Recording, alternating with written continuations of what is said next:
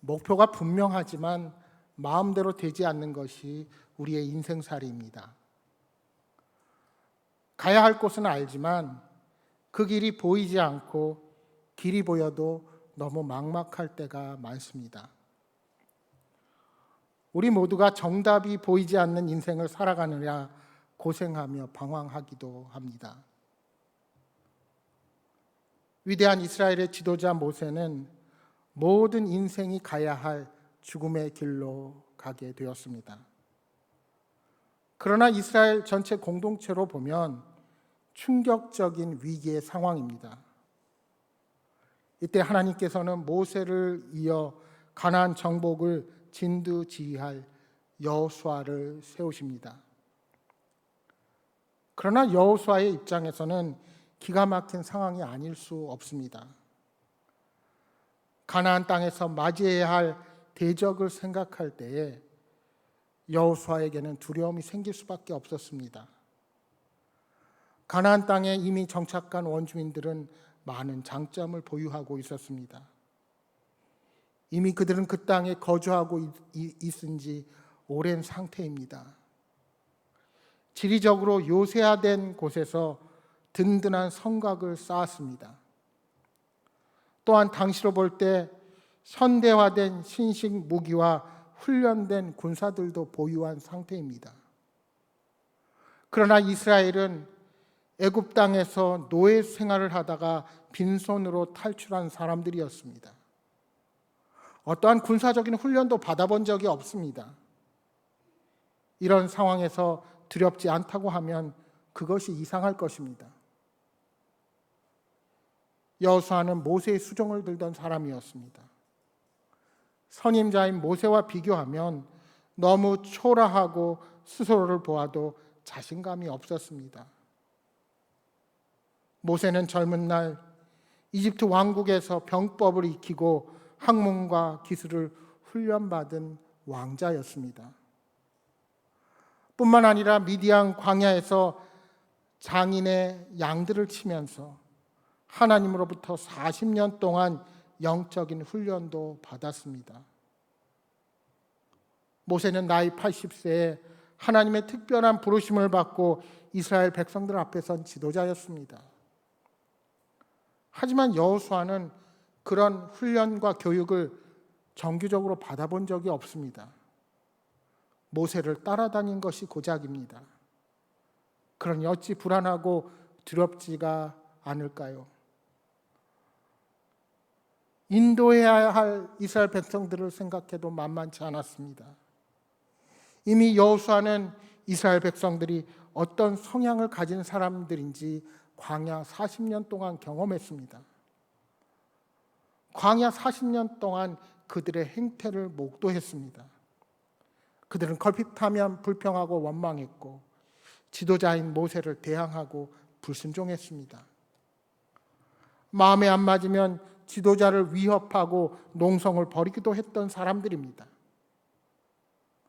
탁월한 지도자인 모세도 힘겨워했는데 모세와 비교할 수 없는 자신이 그들을 이끌어 가기에는 너무나도 버겁고 힘든 것이 현실이었습니다. 여러분, 아무리 생각해보고 아무리 계산해보아도 좋은 결과가 보이지 않을 때가 있습니다. 목표는 정해졌지만 길이 보이지 않고 막막한 현실을 만나기도 합니다. 정답과 해답을 도출할 길이 전혀 없을 것만 같습니다. 사방을 둘러보아도 길이 보이지 않는 상황에 봉착할 수도 있습니다. 아니, 길은 보이는데 그 길은 도저히 통과할 자신이 없는 것입니다. 이럴 때 우리는 무엇을 해야 할까요? 이렇게 막막하고 답답한 현실 앞에서 여호수아와 그의 공동체가 풀어야 할 숙제 중에 하나는 지도자 여호수아가 자신감으로 다시 일어서는 것입니다. 여러분, 환경과 조건을 아무리 잘 갖추었다 할지라도 자신감이 없으면 패배하기 십상인 것이 바로 전쟁입니다. 그런데 지도자인 여호수아가 자신감이 없으니 어떻게 전쟁을 벌이겠습니까? 사실 여러 가지 환경과 입지 조건과 전략보다도 더 중요하고 우선적인 것은 사람의 낙심된 마음을 추스르는 것입니다. 그래서 하나님은 여호수아에게 강하고 담대하라고 말씀하십니다. 군사를 소집하고 무기를 제조하고 치밀한 전략을 모색하는 것보다 더 중요한 것은 강하고 담대한 마음을 갖는 것입니다. 침체되어 있는 자신의 마음을 추스리지 못한다면 절대로 백성들을 이끌 수 없습니다. 또한 자신감을 상실한 채로는 전쟁을 효율적으로 운영할 수도 없는 것입니다. 그렇다면 여호수아의 마음을 어떻게 추스를 수 있을까요? 하나님은 여호수아를 추스르는 해결책으로 하나님이 함께 하심을 확신시켜 주십니다. 5절 말씀입니다. 내 평생에 너를 능히 대적할 자가 없으리니 내가 모세와 함께 있었던 것 같이 너와 함께 있을 것임이니라. 내가 너를 떠나지 아니하며 버리지 아니하리니.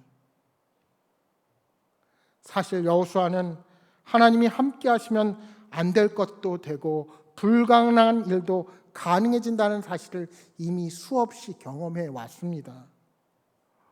홍해가 갈라져서 마른 길을 내었고 목이 마를 때 반석에서 신선한 생수도 솟아났습니다. 먹을 것이 없어서 이스라엘 백성들이 불평할 때 하늘에서 만나 메추라기를 보내주시는 하나님의 능력도 경험했습니다. 40년 광야의 길을 헤매고 다녔지만 그 발이 부르트지 않게 하시고 질병에 걸리지도 않게 해 주셨습니다. 이런 광야의 열정을 다하는 여호수아로서는 하나님이 함께 하심보다 더 소중한 것이 없었을 것입니다. 그렇다면 우리 인생에 있어서 가장 먼저 점검해야 할 것은 바로 하나님과의 동행 여부입니다. 인생의 최악은 하나님과 동행하지 않는 것입니다. 우리 인생의 가장 큰 불행은 하나님과 동행하지 못함입니다. 사울은 하나님과 동행할 때 겸손하고 아름답게 쓰임받을 수 있었습니다. 그러나 하나님과의 동행하는 삶을 포기하고 인간적인 욕망과 기득권의 노예가 되었을 때 그는 비참한 인생으로 전락하고 말았습니다. 여러분, 우리의 삶에도 실력과 환경보다 더 중요한 것이 있습니다. 그것은 바로 하나님께서 함께 하심을 확신하는 것입니다. 여호수아가 하나님과 동행하기 위해서 선택해야 할 것이 있었습니다. 그것은 바로 하나님의 말씀인 율법에 집중하는 것이었습니다. 7절 말씀입니다. 오직 강하고 극히 담대하여 나의 종 모세가 내게 명령한 그 율법을 다 지켜 행하고 우로나 좌로나 치우치지 말라. 그리하면 어디로 가든지 형통하리니. 여러분, 우리는 형통함을 너무 좋아합니다. 형통이란 막힘이 없고 거침이 없이 하는 일 모두가 술술 풀리는 것을 말한다 할 수 있을 것입니다. 그러나 성경에서 형통한 삶을 살았다고 하던 요셉이나 다윗이 모든 일들이 다 그렇게 술술 풀리는 삶을 살아왔습니까? 오히려 노예로 팔리며 옥에 갇히고 오해를 받으며 쫓겨다니는 신세였습니다. 그런데 성경에서 그들의 삶을 형통한 삶으로 묘사합니다. 도대체 왜일까요? 그것은 성경이 말하는 형통은 하나님께서 함께 하심을 가리키기 때문입니다. 그렇다면 여호수아와 이스라엘 백성이 형통할 수 있는 비결이 무엇입니까? 우로나 좌로나 치우치지 않고 율법을 온전하게 순종하는 것입니다. 하나님의 말씀을 삶의 기준으로 삼아 걸어갈 때 어디로 가든지 무엇을 만나든지 걱정할 것이 없었습니다. 왜요? 하나님께서 함께 하시는 인생, 하나님이 인도하시는 인생이기 때문입니다.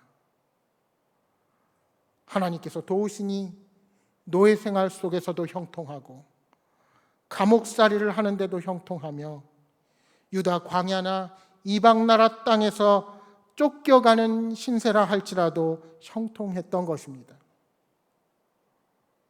하나님께서 주도하시고 하나님께서 통치하시는 삶 안에 그들이 있었기 때문입니다. 따라서 여호수아가 마음을 강하고 담대하게 해야 할 이유가 무엇입니까? 1차적으로는 가나안 정복 전쟁을 제대로 수행하기 위해서이지만 사실 그보다 더 중요한 것이 있었습니다. 바로 여호와께서 모세에게 명령한 율법을 다 지켜 행하기 위해서였습니다. 하나님의 말씀을 행하기 위해서는 담대함이 필요합니다. 어떤 현실에서도 어떤 상황에서도 말씀 앞에 신실하고 정직하게 설 줄 알아야 합니다. 그러기 위해서 강하고 담대해야 하는 것입니다.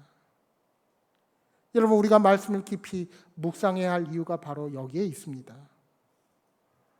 앞으로 여호수아는 가나안 정복을 위한 치열한 전쟁을 앞두고 있습니다. 할 일이 얼마나 많겠습니까? 얼마나 힘들고 피곤할까요? 군사들을 통솔하고 행정을 책임지고 백성들의 민생을 보살피려면 얼마나 분주한 삶을 살아가겠습니까? 그러나 무엇보다 선택적인 집중을 해야 할 것은 말씀을 묵상하는 일이었습니다. 에스겔서 36장 27절에 말씀합니다. 또 내 영을 너희 속에 두어 너희로 내 율례를 행하게 하리니 너희가 내 규례를 지켜 행할지라. 성령님을 우리에게 보내주셔서 말씀에 순종하고 따르게 해주신다는 약속의 말씀입니다. 연약하고 육신의 욕망이 가득한 인간 스스로의 힘으로는 하나님의 말씀을 온전히 지킬 수 없지만 성령님께서는 오늘 우리 마음에 찾아오셔서 우리가 하나님의 법을 지킬 수 있게 힘을 허락해 주십니다. 성령님의 음성을 듣고 성령님의 인도하심을 따르는 자들은 말씀을 의지하며 살아가게 되는 것입니다. 사랑하는 여러분, 우리 삶의 우선순위가 바뀌면 안 됩니다. 인간적인 수단과 방법을 동원해서도 안 됩니다.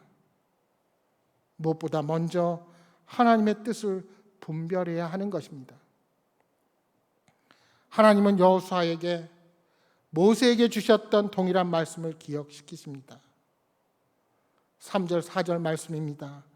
내가 모세에게 말한 바와 같이 너희 발바닥으로 밟는 곳은 모두 내가 너희에게 주었노니 곧 광야와 이 레바논에서부터 큰 강 곧 유브라데 강까지 해초 속에 온 땅과 또 해지는 쪽 대해까지 너희의 영토가 되리라. 가나안 땅은 두 가지 특징을 가지고 있었습니다. 첫 번째 특징은 하나님께서 주시겠다고 이미 약속하시고 보장한 땅이라는 것입니다. 오늘 본문 3절에서는 내가 모세에게 말한 바와 같이 너희 발바닥으로 밟는 곳은 모두 내가 너희에게 주었노니 라고 과거형의 형태로 표현하고 있습니다. 너에게 이미 이 땅을 주었고 주어진 상태라는 것입니다. 하나님께서 아브라함에게 언약을 주신 그때 이미 가나안 땅은 이스라엘 백성들에게 주어졌다는 것입니다. 하나님은 이미 그 땅을 보장하시고 그들에게 선물로 허락해 주신 것입니다. 그러나 두 번째 특징은 가나안 땅은 하나님께서 주셨지만 여호수아와 이스라엘 백성들이 전투해서 얻어야 할 땅이라는 것입니다.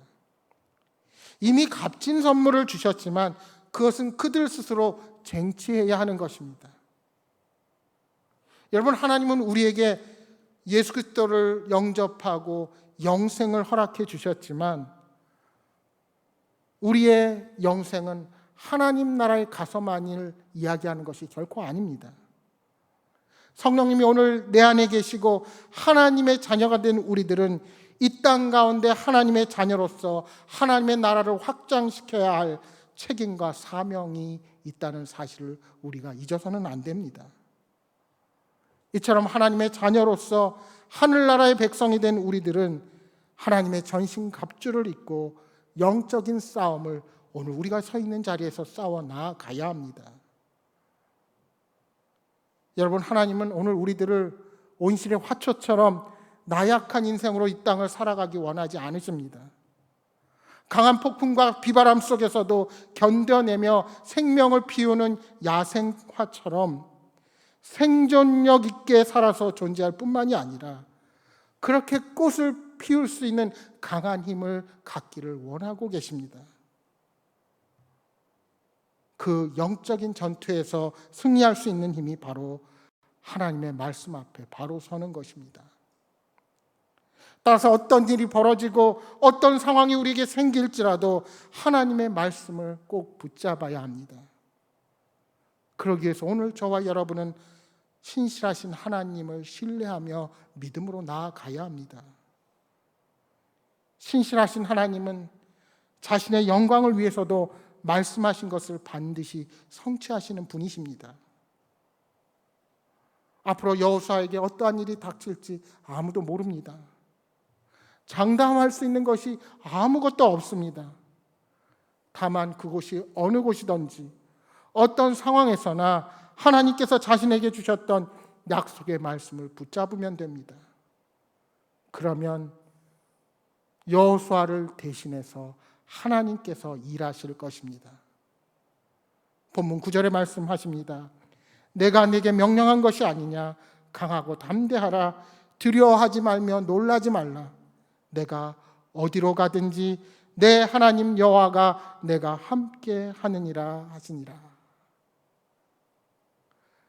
마태복음 28장 20절에 예수님께서 승천을 앞두고 제자들에게 약속의 말씀을 주십니다. 내가 너희에게 분부한 모든 것을 가르쳐 지키게 하라. 볼지어다 내가 세상 끝날까지 너희와 항상 함께 있으리라 하시니라. 어떤 어려운 현실에서도 불투명한 미래 앞에서도 세상 끝날까지 함께 하시겠다는 약속의 말씀을 붙잡으시기 바랍니다. 성경에 기록된 약속의 말씀, 그리고 개인적으로 주시는 성령의 음성을 듣고 믿음 하나로 달려가시는 여러분 모두가 되시기를 소망합니다. 다이너마이트를 만들어 세계적인 대부호가 된 알프레드 노벨이 프랑스를 여행할 때였습니다. 그는 호텔에 배달된 신문 기사를 보고 깜짝 놀랐습니다. 신문에는 알프레드 노벨 사망이라는 기사가 실려 있었기 때문입니다. 사실은 노벨의 형이 사망했는데 그 이름을 잘못 기록한 오보 기사였습니다. 그러나 노벨은 그 기사를 읽고 큰 충격을 받았습니다. 그는 종일 호텔에 머물면서 삶과 죽음에 대해서 생각했습니다. 내가 만약 이대로 죽게 된다면 어떻게 될까? 세계적인 발명가라는 명예와 엄청난 재물이 죽음 앞에서는 한낱 장식품에 불과하다는 사실을 깨닫게 되었습니다. 또한 자신이 인간 역사의 큰 죄인이라는 생각을 하게 되었습니다. 인류의 번영을 위해 만든 다이너마이트가 인간을 마구 죽이는 무기로 사용되었기 때문입니다. 노벨은 심한 죄책감에 사로잡혔습니다. 그래서 속지 않은 마음으로 자신의 전 재산을 국가에 헌납했습니다. 바로 그 기금으로 지금의 노벨상이 만들어졌습니다. 자신이 죽었다는 신문의 오보가 노벨의 인생에 새로운 전환점을 가져오게 된 것입니다. 자신이 죽었을 때 그 인생이 어떤 평가를 받게 되겠냐는 물음 앞에서 세계 최고 권위의 상이 탄생되게 된 것입니다. 여러분, 세상을 살아가는 지혜와 기술을 습득하는 것보다 더 중요한 것이 있습니다. 그것은 우리의 삶이 하나님과 동행하는 삶을 살아가는 것입니다. 창세기 5장 24절에 말씀합니다. 에녹이 하나님과 동행하더니 하나님이 그를 데려가심으로 세상에 있지 아니하였더라. 히브리서 11장 15절에는 에녹에 대해서 이렇게 기록하고 있습니다. 믿음으로 에녹은 죽음을 보지 않고 옮겨졌으니 하나님이 그를 옮기심으로 다시 보이지 아니하였느니라. 그는 옮겨지기 전에 하나님을 기쁘시게 하는 자라 증거를 받았느니라. 에녹의 삶은 하나님의 심판을 믿는 순간부터 달라졌습니다. 그는 이 땅에 살면서 하나님을 기쁘시게 하는 삶을 살았습니다. 에녹은 하나님과 동행하는 삶을 살게 된 것입니다. 노아는 패역한 시대를 살았습니다. 그러나 그런 시대 속에서도 의인이요 당대의 완전한 자라는 평가를 받을 수 있었습니다. 노아가 그런 평가를 받을 수 있었던 이유가 어디에 있을까요? 그 또한 하나님과 동행하는 삶을 살았기 때문입니다. 여러분, 동행은 일치입니다. 무엇과의 일치입니까? 하나님과의 일치입니다. 멋지고 훌륭한 합창을 하려면 모든 합창 단원이 일제히 악보와 지휘자의 지휘를 따라서 노래해야 합니다. 악보와 지휘자에게 맞춰져야 하는 것입니다. 하나님과의 동행도 마찬가지입니다. 하나님과의 일치를 위해 내 뜻과 내 욕심을 버리는 것이 하나님과 동행입니다. 하나님의 성품, 하나님의 인격을 닮아가는 것입니다. 여러분, 부모가 자녀를 바라보면서 왜 그토록 사랑스러워합니까? 자녀가 부모를 닮았기 때문입니다. 고향을 떠난 사람이 타지에서 그리고 타국에서 고향 사람을 만나면 왜 그렇게 반가워합니까? 같은 고향이라는 공통 분모가 있기 때문입니다. 하나님과 동행한다고 하는 것은 하나님께 나의 모든 것을 맞춘다는 것, 하나님과 공통 분모를 이룬다는 의미가 있습니다. 하나님과 동행한다는 것은 하나님과 같이 인생을 걷는다는 것과 동시에 하나님과의 친밀한 교제 속에서 하나님께서 원하시는 삶의 방식대로 살아가는 것을 말합니다. 에녹은 그 결과로 죽음을 보지 않고 하나님의 데려감을 받은 것입니다. 이삭은 극심한 흉년이 들어서 블레셋 땅으로 내려가게 되었습니다. 그곳에서 하나님은 한 번도 농사를 지어보지 않았던 이삭에게 100배 소출을 허락해 주셨습니다. 그러자 블레셋 사람들은 이삭을 시기하여 우물을 차지하고자 싸움을 걸어옵니다. 그러나 이삭은 혈기를 부르고 다투고 싸우는 것보다 양보하고 자리를 옮겨서 또 다른 곳에서 우물을 팠습니다. 여러분, 어떻게 그것이 가능합니까? 하나님과 함께 하기에 가능한 것입니다. 하나님과 동행하는 것은 결코 거창한 일이 아닙니다. 하나님이 원하시는 것, 하나님이 기뻐하시는 것이 무엇인지 바로 알고 그 뜻을 따라 행하는 것입니다. 예수님께서도 겟세마네 동산에서 하나님의 뜻 앞에 온전히 순종하셔서 십자가의 길을 걸어가셨습니다. 여러분, 인생의 복과 화가 하나님 손에 있음을 믿으십니까? 그렇다면 그 하나님이 원하시는 길을 함께 걸어가시기 바랍니다. 사랑하는 여러분, 하나님께서는 우리 모두를 이 세상에 보내셨습니다. 우리는 사는 동안 누구와 동행하다가 하나님 앞에 갈 것이며 무슨 일을 하다가 하나님 앞에 서게 될 것입니까?